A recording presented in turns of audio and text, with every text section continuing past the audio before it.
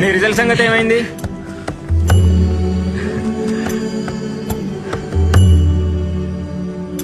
IPS. Yes sir.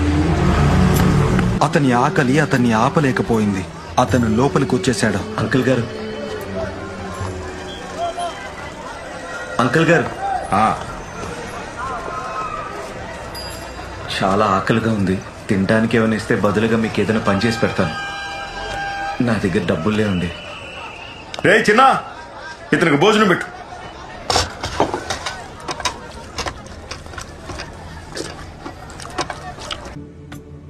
నేను కుర్రాడిగా ఉన్నప్పుడు మీరు నన్ను చీటింగ్ ఆపేయమని చెప్పారు. నేను చీటింగ్ ఆపేశాను సార్. ఆ ఆటో అబ్బాయి నువ్వు? Yes sir. సార్